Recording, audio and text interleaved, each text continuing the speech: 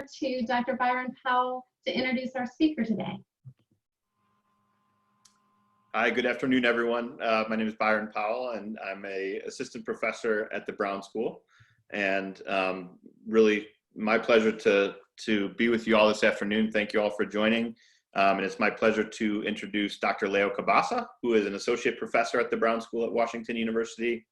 Leo co-directs the Center for Mental Health Services Research and also directs the Brown School's NIMH-funded pre- and postdoctoral training program.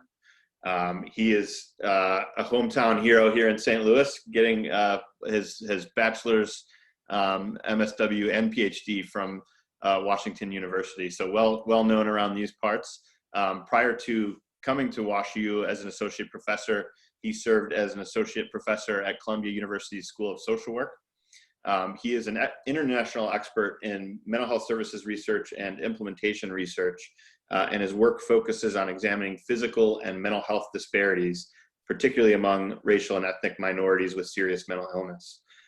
His work has primarily been funded by the National Institute of Mental Health, and I won't go on and on about the different grants he's received, but really excited to hear more about his work today on effectiveness of a peer-led healthy lifestyle intervention for people with serious mental illness in supportive housing. So without further ado, I will turn it over to Leo, and excited to learn from you today. Thank you, Byron. Thank you, Byron. This is always exciting to do our seminar, and thank you for that great introduction, and welcome everyone to the last session of this academic year for CMHSR webinar. So really looking forward to presenting this work. I'm gonna turn my camera off so that way we can all focus on the presentation, and I'll be going through this work today. So I'm very excited to talk about this work today since it is part of our research project that we've been doing for the past 5 years. And this is the first time we actually are presenting some of the main outcomes of this particular study and the site differences. So I'm very excited to discuss with you what we're finding and discussing our main aspects of this work. In terms of, before I begin, I do want to acknowledge that this work was funded by the National Institute of Mental Health through several grants, and this is part of a larger team of people who've been incredibly helpful, and I'm humbled to work with all of these great individuals as part of this grant. This is a multi-year, multi-effort project, and we've been very lucky and very humbled to work with a group of people that have made this work fun, informative, and really important, and provide opportunity for training for our postdocs, for our doctoral students, and for our master level students, as well as others. So none of this work would have been possible without the collaboration of this great team, and this is all a testament to everyone's sort of effort in this great work. So today we're going to talk about three things basically. First, I'm going to sort of give you a little background, and particularly why people with serious mental illness can benefit from peer-led healthy lifestyle interventions. Why is this so important in that population? Then I'm going to talk a little bit about our study and particularly focus on our main outcomes and site differences and the results of our trial, and then end with some lessons learned from this and next steps. Every research sort of raises more questions than answers, and our study for sure has done that. So I'm very excited to discuss some of that, and then we'll take some Q&A at the end as we go along.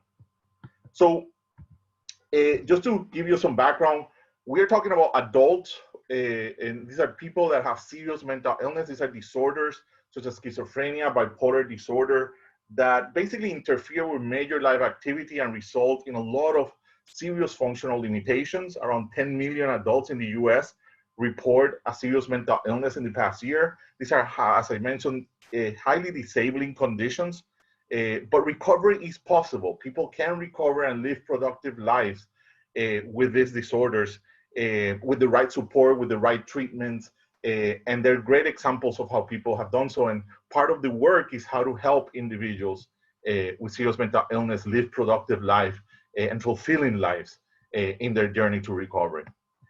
So one of the major issues that we see in this population has to do with health disparity. These people with serious mental illness are dying at a much earlier age than the rest of the population. Depending on the data you look at, it's between 13 to 30 years earlier.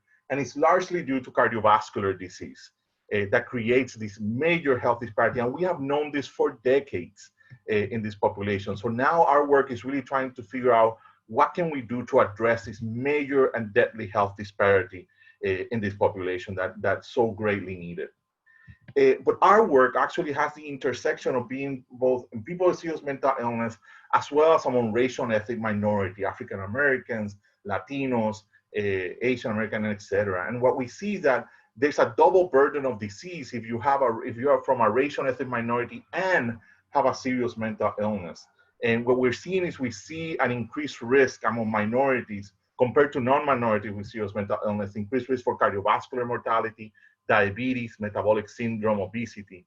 And in fact, one of the things that have emerging given the current situation is that there may be even a higher risk for COVID-19 morbidity and mortality related to this infection, given the existing racial and ethnic disparities that exist in our healthcare system, given the high rates of underlying health conditions in this population, and on top of that, the social vulnerabilities that face people with serious mental illness related to poverty, homelessness, and food insecurity.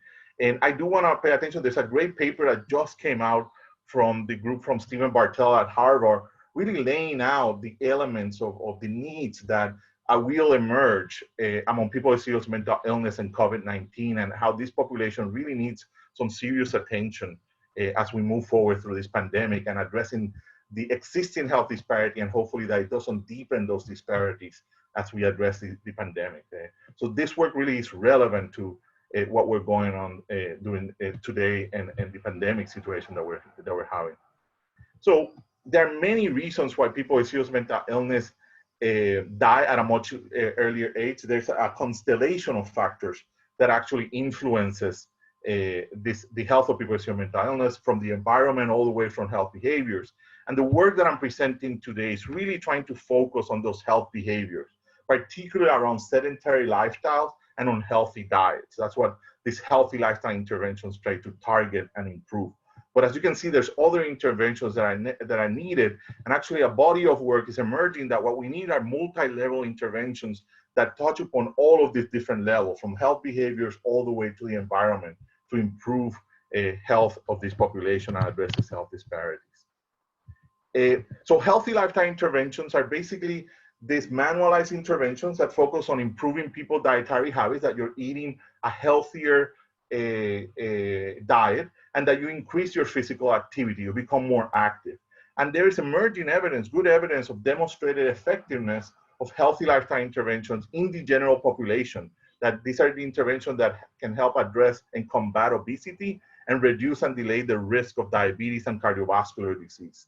In the SMI population, we have an emerging evidence base of the effectiveness of these interventions. They tend to help people lose weight, reduce risk for cardiometabolic syndrome, and manage health behavior. And there's an emerging group of trials that have come out over the past 8 to 10 years, really addressing the effectiveness of this intervention in the SMI population. But we see some serious gap in this literature, particularly when we examine how these interventions may or may not work among racial and ethnic minorities. And we are addressing some of these major gaps in multiple ways. One, part of the work that we're trying to do is to take these interventions that have shown some effectiveness and trying to expand their reach, to get them out into the community so they can benefit the people that most need it. And we're expanding that reach in multiple ways.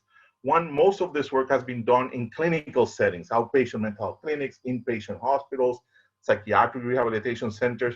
And in our work today, we're actually expanding the place where we can deliver this intervention to supportive housing. And later on, I'll explain why we're using supportive housing as a particularly important setting.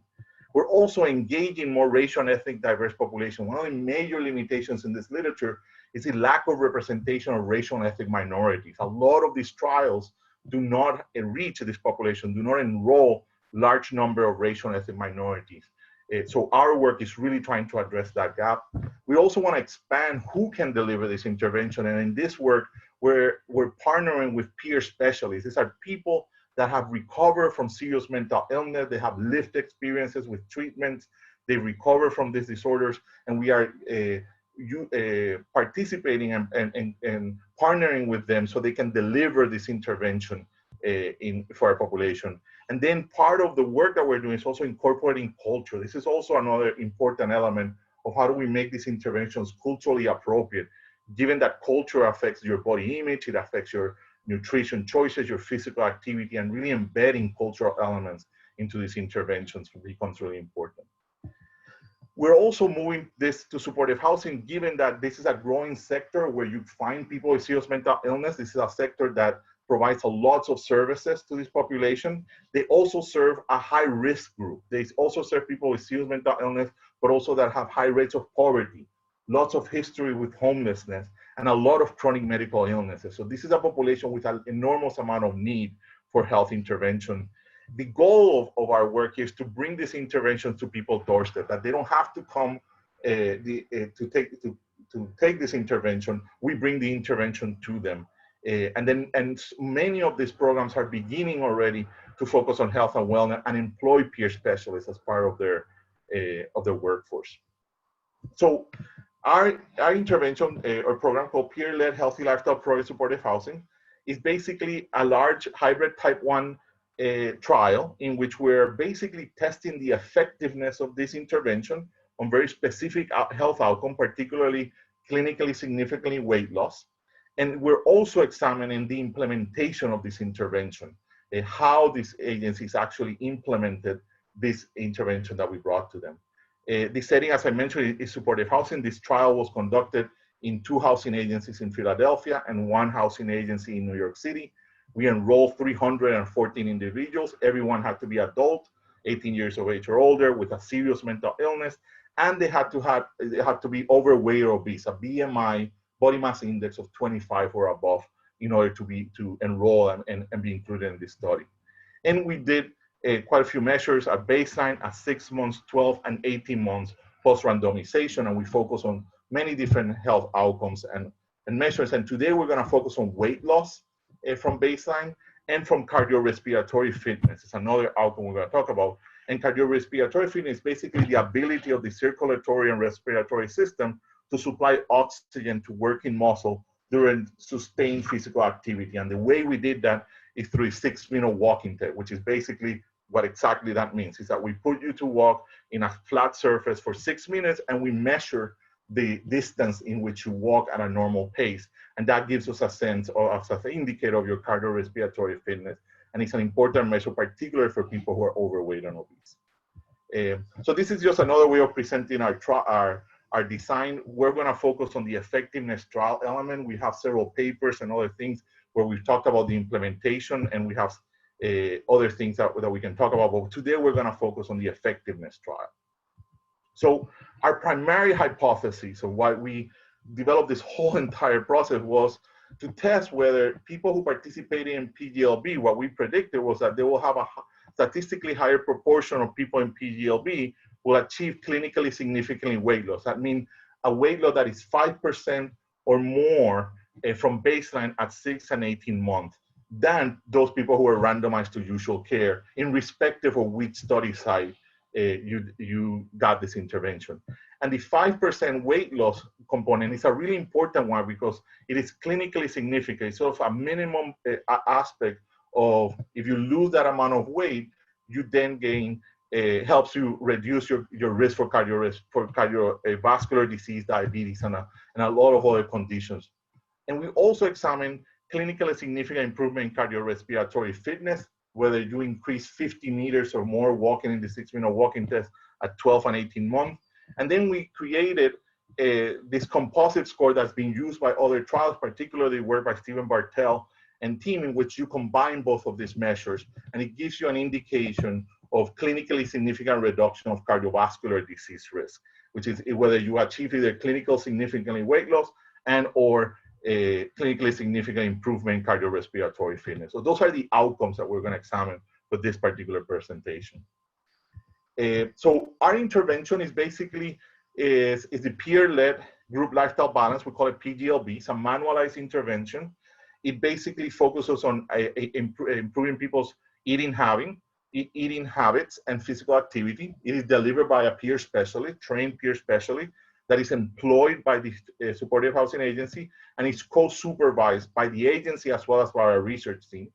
PGLB is basically a 12-month intervention. This is not a quick intervention. This is actually a pretty intense intervention in which people have to participate for 12 months. It is divided into 3 phases, a 12-weekly core sessions that focus on the core elements of this intervention, 4 bi-weekly transition sessions, and then 6 monthly maintenance sessions for a total of 22 sessions.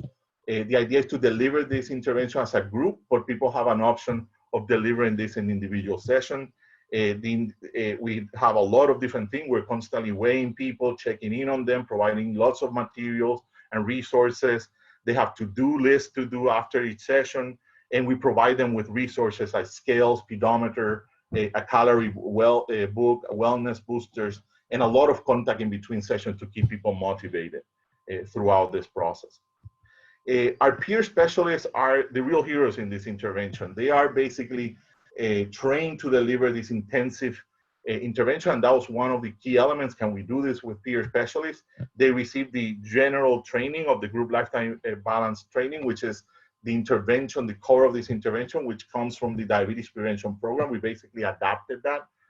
And then we provided them a 3-month follow-up one-on-one training with mock sessions and lots of different supports. And actually part of that training is that the peer specialist gets a chance to experience the intervention, to experience elements of the intervention, how to monitor your diet, how to monitor your physical activity, how to use the calorie king book, so they get to understand the intervention and all be able to teach it. They also get weekly supervision and support from our team as well as the agency. And then we had this monthly all-site polls as well, where all peers and study staff come together, and it's actually around the professional development of those peers especially, and they're the ones running those meetings for support and professional development, as I mentioned. As you can see, peer specialists during this one, not just delivering this intervention, they're doing multiple things throughout the study, facilitating group, conducting between sessions, documenting weight, doing multiple roles and responsibility. And that's something to consider as you see the work that we've done and the importance of all these different elements for this work. Our comparison group, so we randomize people to PGLB, but we randomize them also to usual care. So all participants continue to receive usual care, but the people who got randomized to usual care only receive usual care. And that meant that included health promotion programs that were already existent at the supported housing agency. Those could be things like cooking groups, yoga groups, exercise groups that they were running. People were also linked to medical care and community resources like gyms. And if they have any medical needs, they continue to receive primary care or specialized medical care as needs arise. And we track the use of usual care throughout the entire trial to see if there's any changes in that as well. All right, so let's get into some of what we did. So in terms of Rumble, we assessed 448 individuals for eligibility and enroll out of the people who were eligible. And as I mentioned, they had to have SMI, be an adult, have a BMI of 25 or above, and have no contraindicated medical conditions that prevented them from participating in a healthy lifestyle intervention, for example, being in active cancer treatment or having a heart condition in the past 6 months. Out of those people who were eligible, 92% of them enrolled. 314 were randomized and equally randomized between PGLB and usual care. And we did follow-ups at 6, 12, and 18 months. And at the end, we retained 80.25 of our sample throughout which is exactly what we sort of wanted in terms of our powers analysis and things like that. Our data analysis for this is all intent to treat principle. Basically, we randomize you, we analyze you. Since given the nature of our outcome variables, in this case, they're all categorical variables. So we're using logistic regression models, adjusting for site, baseline weight, baseline 6-minute walking test, or both accordingly. And given some imbalances that I'll talk about, we did some sensitivity analysis using some propensity score techniques that our team developed that were excellent by Dr. Guo and Seo Yang, who did a great job on this. And I have more detail if you want of that type of sensitivity analysis that we did. So what did we find? That's the point of the presentation. So first of all, let's describe the people who were enrolled. About 42% of our sample It was female. This is a sample around the average participant was 48 years old. The great majority, 81% of our sample were racial and ethnic minority, mostly non-Hispanic Black, which is what the population we wanted to enroll. Around 37% of people had less than a high school education. And then we see something very important for this population in supportive housing. Most of them were unemployed. They're receiving public health insurance, mostly Medicaid. The great majority, almost everyone is receiving SNAP. And around 78% of people are receiving SSI or SSDI benefits. So this is a population that has a lot of needs and social vulnerabilities depending on how you examine this. And this is very common for populations in supportive housing. In terms of mental health characteristics, the lifetime physician confirmed psychiatric diagnosis at baselines are mostly depression, major depression, schizophrenia, and schizoaffective disorders, and anxiety disorders. You can see these are not mutually exclusive.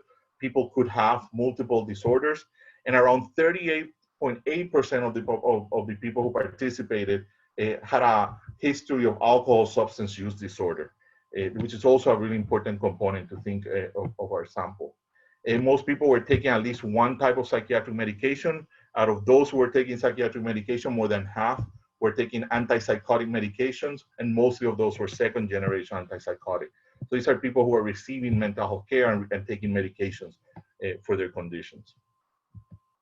In terms of health characteristics, this is a population that had multiple medical conditions, around 3.6. The most common medical conditions are hypertension, high cholesterol, diabetes, and around 62% of these individuals were current smoker at baseline, which is very common for this particular population. And as you can see here, is the starting weight, 218 pounds, and an average BMI of 33.72%. And most people, around 60% of the individual at baseline said that they self-rated their health as excellent or good. So one of the issues that we had in this trial is that when we randomize, the idea is that you create these comparable groups between the two groups that you're trying to compare.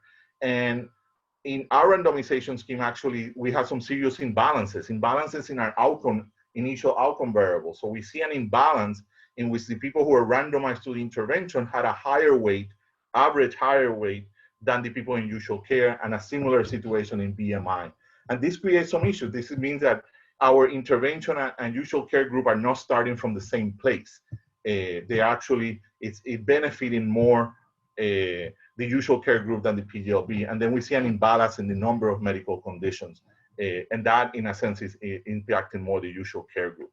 So because of this imbalance, we had to adjust for these baseline differences, both in our analysis as well as in our sensitivity, main analysis and sensitivity analysis, to correct for some of these differences that are pretty substantial. And this is one of the things that should be shown in our results as an important element of our study. Leo, I'm sorry to interrupt. We have a question in the chat about rate of male and female participants. Yes, go ahead. Just if you could restate what the percentage was, I guess. Oh, it's mostly 42% female. Is what it is. So we have a little bit more than half are male. Yeah. Thank you. All right.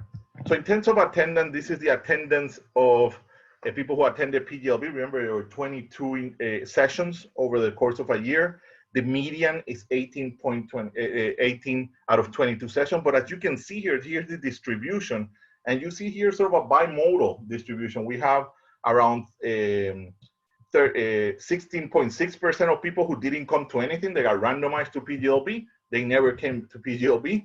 And then we have a large group of people who came to everything. 36.3% of people came to all interventions, and around 59% of people in our sample came to 50% of sessions or more. So we have sort of this very interesting distribution that we are beginning to explore what happened here and how much of the intervention. Remember, the intervention has multiple phases. The core is 12 weekly sessions of core, then we have transition, then we have maintenance. So there's different pieces here to unpack this, and this is one area we're examining at this point. All right, so let's look at our main outcomes. And I remember our main outcome was a clinically significant weight loss. So let's first start by examining the overall weight loss that happened here. And as you can see here, there's very little daylight between the two groups. In a sense, both groups are losing, on average, are losing weight throughout the entire trial. They're losing at 12 months, which is at the end of the intervention, they lost around 3 pounds from baseline. And at 18 months, it's around 2 pounds, 2.38 for PGLB, 2.9 for usual care. None of these differences are actually statistically significant. So what we're seeing is very little weight loss overall, and both groups are tracking each other in terms of this component, in terms of weight loss. So let's see who achieved clinically significant weight loss. That's 5% weight loss from baseline at 12 and 18 months. And what we see here is that at 12 and 18 months, we see that a larger proportion of PGLB participants do achieve that clinical significantly weight loss criteria, but that difference is not statistically different than usual care. In fact, both groups are improving over time. If you can see the changes from 6 to 12 to 18 months in PGLB, they go from 15 to 28 to 32, but we also see usual care improving from 16 to 24 to 30. So neither, when we compare groups at each of the time periods, none of these differences are statistically significant, and both groups are improving over time. And that's something very important that we're gonna talk about what might be going on here. When we disaggregate or we stratify our sample by site, we examine what happened here between the sites. And what we see here is a lot of information. I know a lot of percentages and stuff, but I just wanted to highlight two major elements. What we see is that in site 1 and site 2, we see that usual care is doing better than PGLB. None of this is statistically significant, but the pattern is usual care doing a little bit better, sometimes a lot more better. And in site 3, the pattern is reversed. PGLB is actually doing better than usual care, and it reaches statistical significance at 18 months. At 18 months, people in site 3 were 2.56 times more likely to achieve clinically significant weight loss compared to usual care at 18 months. So we see a completely different pattern emerging in site 3. Something's going on as we compare side by side in this particular outcome. For the 6-minute walking test, which is our measure of cardiorespiratory fitness, what we see is that the PGLB tends to be increasing over time. They're walking more in the 6-minute walking test. Over the course of the study, the biggest achievement was at 6 months. They walked 8.4 meters more than baseline compared to usual care, but none of these differences are statistically significant, as you can see. So PGLB is walking more in the performing better in the 6-minute walking test compared to usual care, but it's not statistically significant.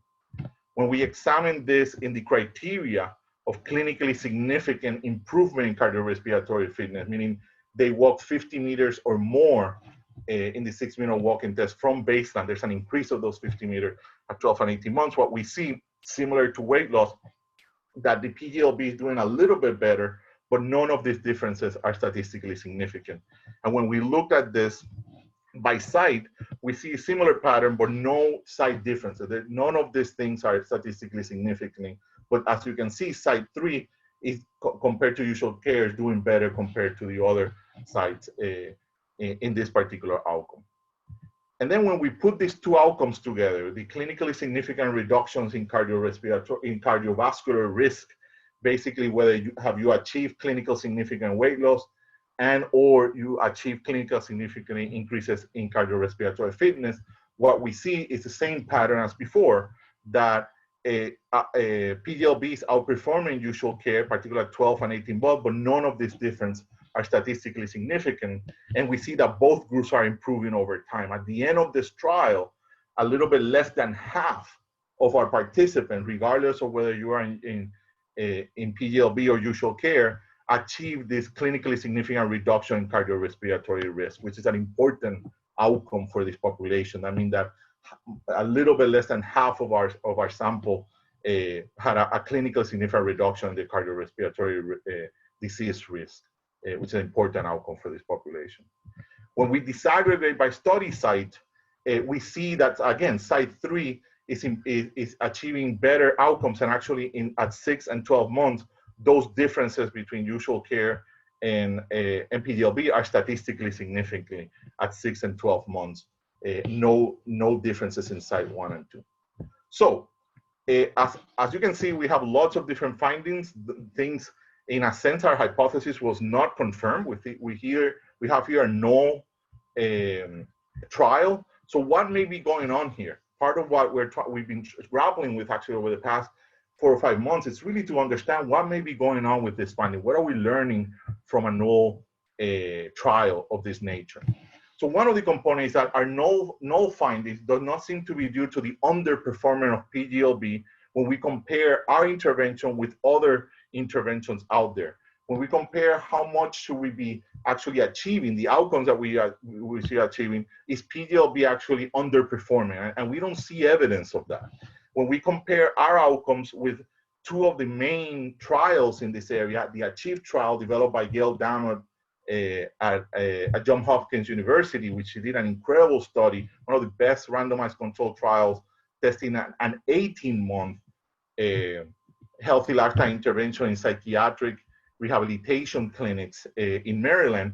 What you see is our outcomes actually are pretty comparable to hers in terms of the 12 months and 18 months around it. We're doing a little bit less, but it's pretty comparable. It's not a huge difference.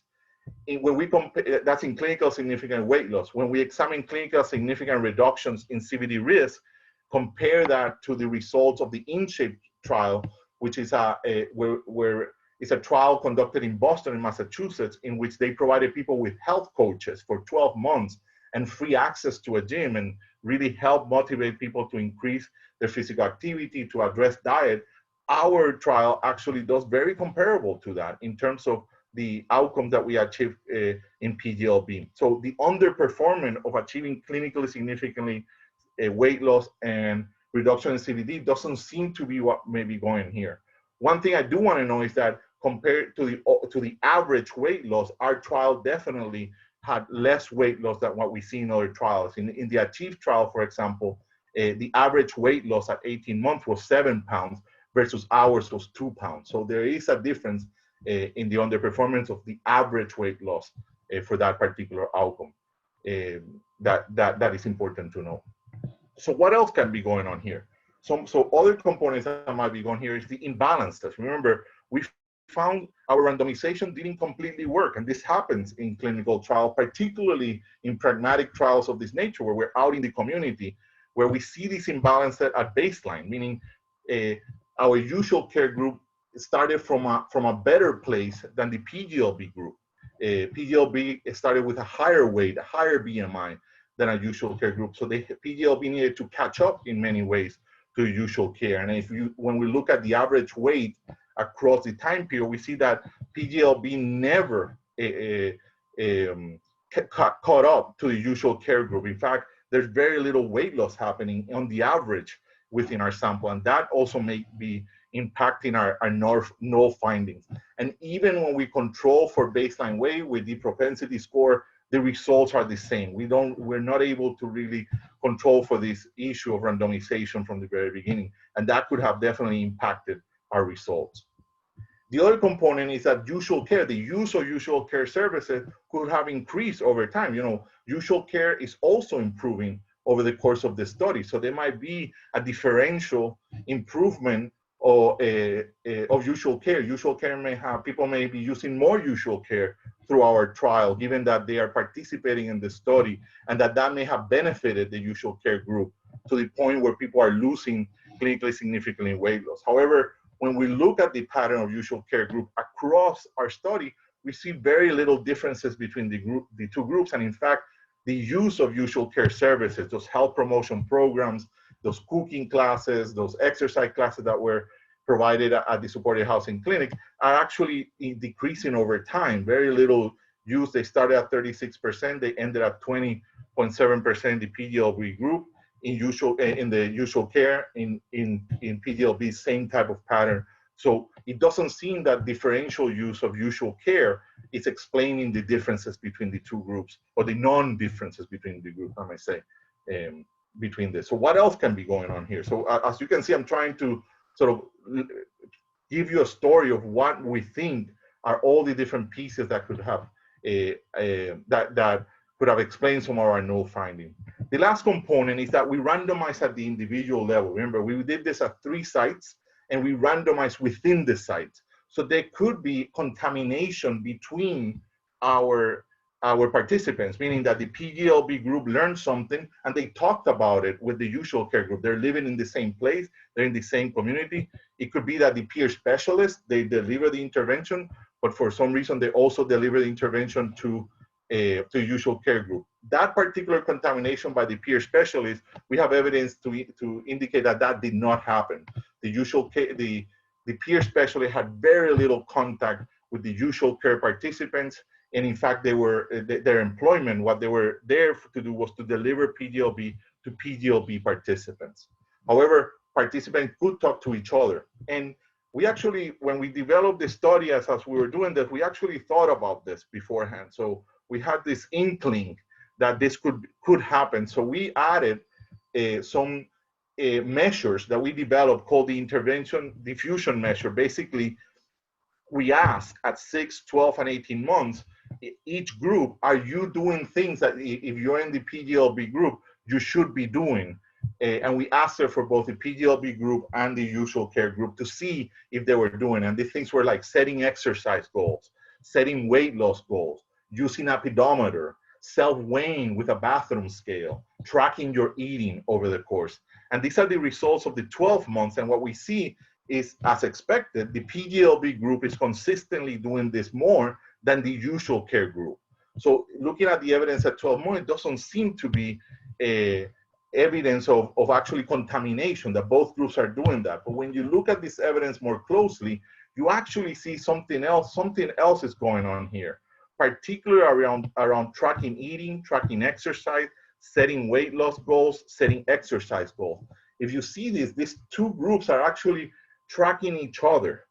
Both the PGLB and the usual care group, they're tracking their eating at each time period. They're tracking their exercise.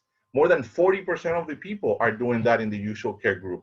So something's going on, or one of our understanding of this, that something is going on here where the PGLB and the usual care group are doing similar activities. They're being activated somehow. And that could explain some of the null findings that we have, particularly around tracking eating, tracking exercise, setting weight loss goals, setting exercise goals. And one of the things, this is evidence to also social proliferation, this idea that people learn something new, people in the PGLB group learn something and they share it with someone else, probably someone in the usual care group, to the point that the usual care group could have done it. That could be one of the components that may be happening here. Another explanation of this null finding could be that for some people in the usual care group, they're being activated somehow just by participating in a randomized controlled trial around weight and exercise, where you're getting measurements of your health every 6 months. And that for some people, that might be sufficient to lose weight. Although we are a little bit, if you have worked with this population, that doesn't seem to be completely explaining, but it could happen. Some people might just need that element here. One of the conclusions that we're doing, or some of the discussions we're having within our team, is that this may be highlighting that this works, that a one-size-fits-all may not work for everyone, that some people might need very structured types of interventions like PGLB, and some people might just need simple prompts and simple motivation elements to lose weight, and that we have very little understanding of which approach works best for what individual.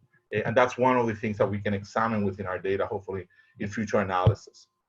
In terms of potential explanation for site differences, we have evidence that PGLB, the impact of PGLB was not uniform. And again, that's against our hypotheses.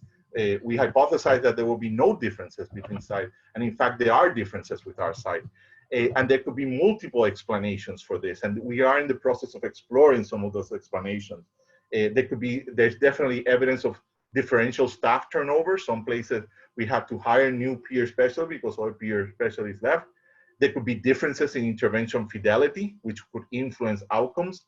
The way people got exposed to the intervention, they had the option of doing it in group and an individual session. That could have impacted the benefits of this intervention. There was also contextual factors that happen here. During this trial, this is when both Philadelphia and New York were transforming or reforming the healthcare system. and integrating health and mental health services for this population.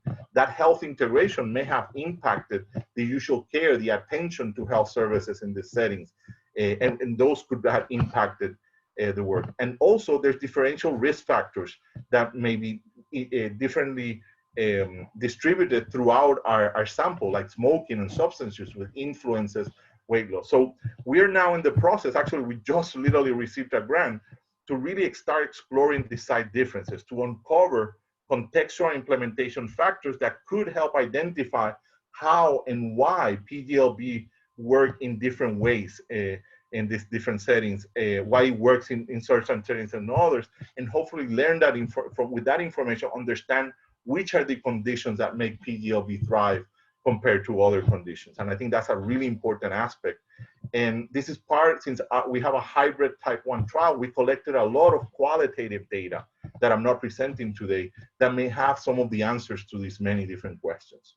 So lots of things, more questions than answers in many ways, as we've been discussing in our team around what we're finding. To end, I just want to highlight some strengths and limitations of our trial. This is not a perfect study by any means, but there's some critical strength that we are providing to the literature. First, this is one of us, to the best of our knowledge, this is one of the largest samples of racial and ethnic minorities enrolled in a healthy lifestyle intervention trial for people with SMI. So this is an important contribution to that literature. This is a rigorous pragmatic trial that uses objective measures of weight and cardiorespiratory fitness. We use rigorous methodologies to study the effectiveness of peer-led intervention delivered in non-clinical settings. And we are exploring site difference. In fact, as we were preparing this major paper, we couldn't find a study of healthy lifestyle trials for people with SMI that actually explore or report site differences. So this is important to know. There's other limitations. We did not blind our assessor given the pragmatic nature of our study, meaning our assessors were independent to the agencies, but they were not blind to people's condition. We also have a small number of study sites, and many of these sites, we can consider them early adopters. These are supportive housing agencies who are really at the forefront of integrating health services and expanding their services to this area. And I think that's a really important element, that the usual care here is not as usual in many ways. There's definitely, as I mentioned, differential exposure, the imbalances that I mentioned before. And also there's, we are unable to disaggregate our racial and ethnic minority group. Most of our minorities are non-Hispanic Blacks, and we have few Latinos to really examine differences between Latinos and non-Hispanic Black. And that's an element I think that requires more research, because there are definitely differences between these groups that deserve to be explored and examined. So in conclusion, what are we learning at the end? For our main outcomes, PGLB was not superior than usual care in achieving clinically significant changes in weight loss, cardiorespiratory fitness, and CVD risk reductions at 12 and 18 months. Some people did benefited from this intervention, but many questions remain. We need more studies and better understanding of our data to clarify how these interventions, these peer-led interventions work, for who benefits most from them, and under which conditions and settings are these interventions likely to thrive. And hopefully with that intervention, with that information, we're able to enhance the understanding of where can we place this intervention and how to translate these interventions into practice to address the deadly health disparities that face this population. So in the end, I do want to end dedicating the work that we've done for our entire team during the development of this project and running this study. We lost one of our dear beloved colleague and friend, Kelly Adams, who's an inspiration for all the work that we're doing in this trial. She was an incredible team member, and her dedication to this work, her dedication to health disparities research, to helping people with serious mental illness, to the recovery movement, is a deep inspiration for our team. And we are dedicating every single publication and every presentation and everything that we do from this project to her and her memory, to honor her dedication to this work, given all that she gave us during the time that she worked with us and was part of our team. So now I'm happy to take questions. I hope there are many. because we've been grappling with many of them, and I thank you for your time today. So I'm going to stop sharing right now and turn my camera on so that we can have hopefully a good Q&A section. Thank you, Leo. And for all of you who are attending, please do use the chat to enter any questions that you have. I think that's better than unmuting folks at this stage. And I'll try to direct as many as I can to Leo. Leo, thanks for that presentation. I definitely have a few questions as we're waiting for folks to utilize the chat. The first, and forgive me if I missed this, but given the imbalance that you found, I guess I'm just curious, if you had to do it all over again, is there anything that you could have done to mitigate that challenge, or would you have sort of made different design decisions if you had to do it all over again? That's a great question, Byron. Good research question, directly to the heart of it. There's several things. We looked at this in multiple perspectives, and we couldn't find any systematic bias of what happened here. And talking to our statistician colleagues and friends, this happens. It happens sometimes when you are randomizing people. Randomizations is not the solution to everything, but there's definitely things that we could have done.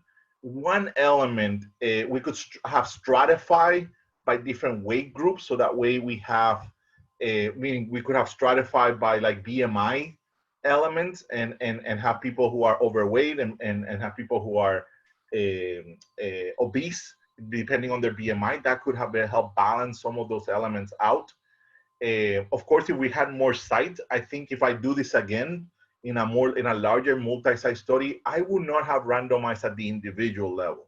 I think we would randomize by site, because we have some evidence here of some level of social proliferation or a contamination between the groups, which we've been grappling with, and that could also help address some of these things. So there's those two elements that we have thought about in terms of that. The other component is using blind assessors. We didn't do it for pragmatic reasons, but I don't think that would have impacted the randomization element in a sense. So those are my main two ones methodological elements that I think would have helped. That's great, thank you. So Kelly Moore asked, I love the idea of integrating cultural norms in this study on body image. Can you speak to this part of the study a bit more? Yeah, I think to us, it was one of the elements that we wanted. This intervention has been used in many different groups, and actually there's been evidence that it works well with Latinos, with African Americans. And in a sense, one of the adaptations that we did is the part of this intervention is weighings, for example, that you every time you go into a session, you get weighed. And part of that is to be very sensitive about people's weight and how we disclose that to the group. And actually, we kept it open in a sense. If you want to share it, share it. If you don't, you don't. And also having the peer specialists from those same, not only with lived experiences of mental illness, but they're also from the same racial group as the participants. And they could speak to the challenges that they face as they began to lose in their weight loss struggles and their weight loss journey. And I think that's really important to examine in this sense, because, and we didn't stress, I mean, the idea here is that we have a weight loss goal, but the way that the peer specialist delivers intervention is around wellness. It's around healthy lifestyle, not total weight loss. And because that's a very different way of thinking about this that is really important, particularly when there are cultural differences in what is an ideal body type. And the idea here is that, yes, we want you to lose weight, but the idea is to get well, to be healthy, lifestyle, change your lifestyle in a sense, and focus on that element. And if you do that, there'll be elements of weight loss as it happens. But the focus is on changing habits to a healthy lifestyle, in a sense. It's a great question. Yeah, great. And for any of you who ask questions, if you have follow-ups, feel free to add to your original question. Allison Rico asks, did medication compliance or non-compliance play a role in participation and also oral versus injectables, if you know? Yeah, that's also a good question. We didn't, so most people were on antipsychotic medications, as I mentioned. We saw very little change over time, meaning that people were not starting a medication and then drop or change. Participating in the study, we kept the enrollment criteria very broad to be very reflective of real life clinical samples. So people could come in with multiple medication, with injectable, no injectable. Actually, I don't know if we have data on who had injectables and who didn't. That's a good question to examine our data on. Did it impact attendance? We haven't looked at that. That's a great question, whether there's any differential attendance to the intervention based on medication adherence or not. One important element to think about that addresses some of the site differences is that these are supportive housing agencies with different service philosophies. We have one site that is a housing first site, meaning that they provide housing without condition of treatment.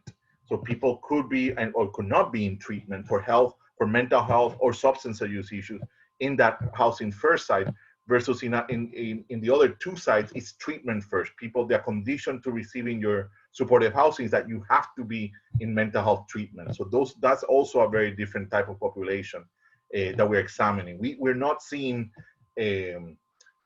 major elements there in the type of population being served, meaning in the clinical population, although in the housing first, we see a higher level of substance users than in the other population. But that doesn't mean that they didn't attend or stuff like that. In fact, attendance was pretty similar across the sites, as far as we know, and the data we examined thus far.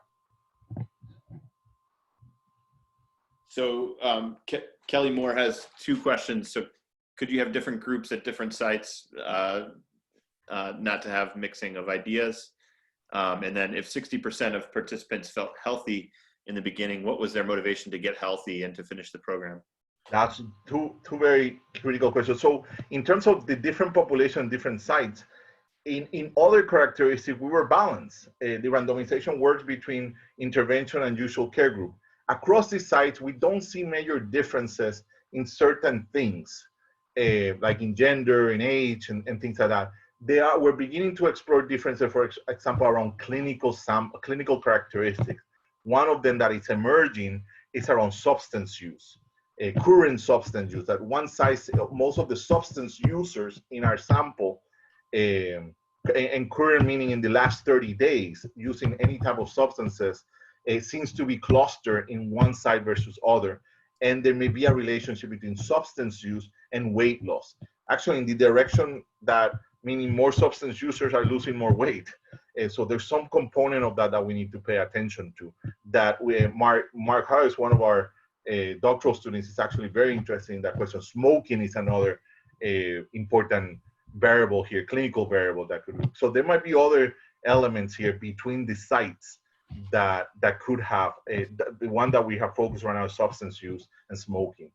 If 60% of the people felt that they were healthy, actually in the qualitative data, everyone, the great components are people that wanted to participate in the study and got randomized to PGLB, their motivation was actually to get better. Not only they were healthy, but they wanted to lose weight. They wanted to actually change their health, their lifestyle, and work toward increasing their physical activity, eating better, learning how to do so.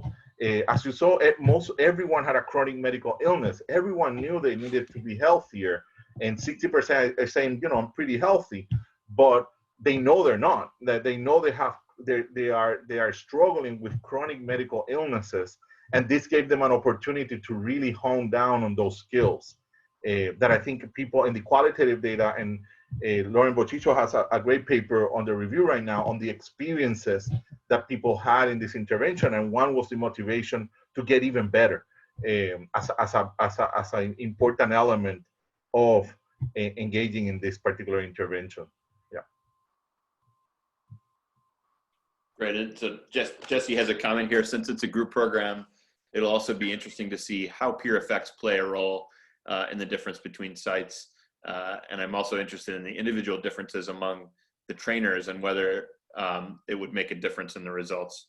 And in fact, if I may, I was going to ask the precise question about the second part of that is sort of it sounds like you had outstanding peer educators, but curious how you selected them, how you trained them, and how you thought about their sort of personality traits and interpersonal skills and all those things that they bring into that role, as I'm reflecting upon a multitude of gym teachers over my life.